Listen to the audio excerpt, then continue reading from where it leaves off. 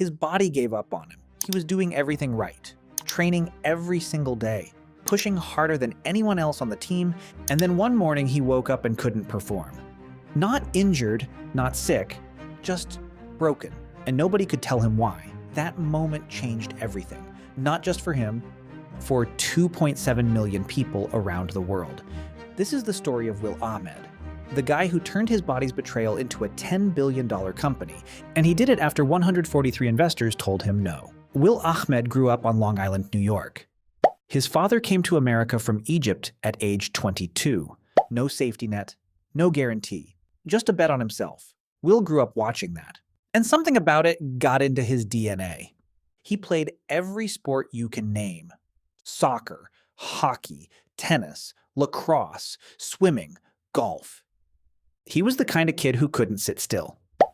Good enough to get recruited to Harvard, one of the most competitive universities in the world, to play squash. He became captain of the team.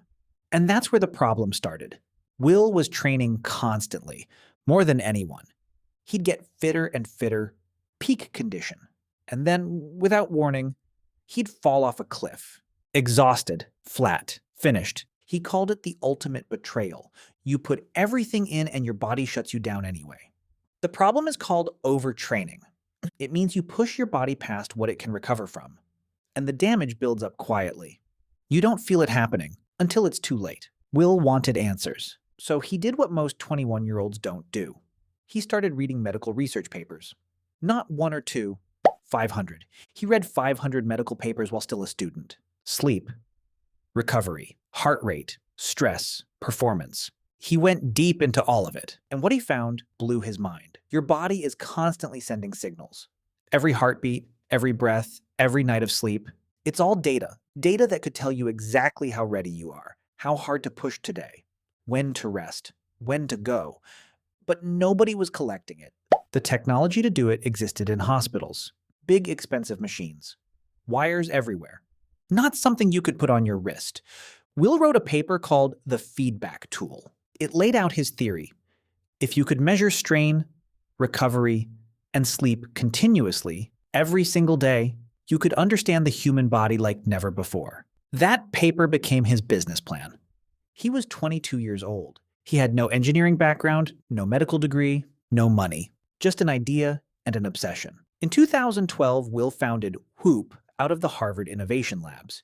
He teamed up with two other students, John Capodilupo, whose family had a background in exercise physiology, and Aurelia Nicolai, who became the chief hardware engineer. Together they started building. The goal was simple. Take the kind of data that only hospitals could collect and shrink it down to a band on your wrist. No screen, no steps counter, no notifications, just raw physiological data. Collected 24 hours a day. That part was the first controversial bet. No screen. Every investor they talked to said the same thing. People want a screen. You need a screen. Will disagreed. He thought a screen was a distraction. The data should live in the app, where you could actually understand it. Not just glance at it on your wrist. He kept building, and the rejections kept coming. 143 investors said no. 143. Some said the market was too small. Some said hardware was too hard. Some pointed at Nike. Nike had just launched the Fuel Band, and Apple was about to launch the Apple Watch. Two of the biggest companies in the world, going after the exact same space. Investors told Will to pivot. Just build software for other people's devices. Don't try to compete with Nike and Apple. Will said no. He believed you had to control everything. The hardware, the software, the data, all of it. That was the only way to build something truly different. But conviction doesn't pay the bills. And things got dark. For 18 months straight, WHOOP only had about 3 months of money left. Every single month, running out of runway. At one point, they were 2 days away from filing for bankruptcy. 2 days. Will described the weight of it as almost unbearable. He had a panic attack while driving. 2 days later, he started meditating. And he's done it every single day since. But he didn't quit. He did something smart instead. He stopped trying to sell to everyone and started targeting the one group who would immediately understand the value. Elite athletes. These were people whose bodies were their business. A bad recovery day could cost them everything. Will got WHOOP into the hands of personal trainers. The people around LeBron James, Michael Phelps, and those trainers put it on their athletes. LeBron James started wearing WHOOP. Michael Phelps started wearing WHOOP. The NFL started using it. Suddenly, WHOOP wasn't just a startup with an idea. It was the device the best athletes in the world trusted. That's called a halo effect. It means when the best use something, everyone else wants it too. In 2013, they raised $3 million in seed funding. The first product launched in 2015. And then something else happened that nobody expected. COVID-19. In 2020, the world got scared about health. Millions of people suddenly cared deeply about their body's data. WHOOP's subscriber base exploded.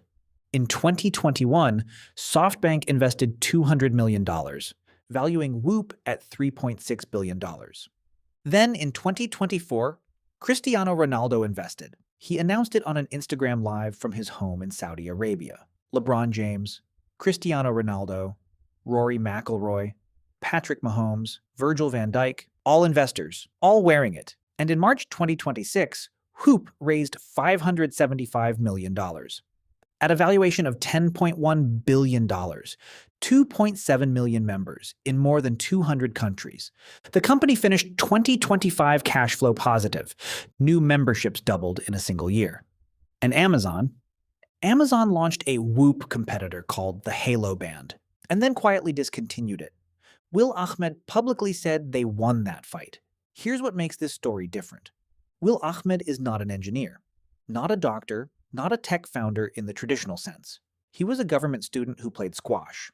He started a company because his body let him down, not because he wanted to be a billionaire. He said it himself. There was never a financial motivation. It was always about solving the problem. And that obsession, that refusal to let go of a single question, is what carried him through 143 rejections, through bankruptcy scares, through panic attacks, through Nike, through Apple, through every person who told him it couldn't be done. His father came to America at 22 with nothing but a bet on himself. Will founded WHOOP at 22. Same age, same bet. The body that betrayed him in a Harvard squash court. Built a $10 billion company. And the wristband has no screen. Because he never needed to impress anyone, he just needed to solve the problem.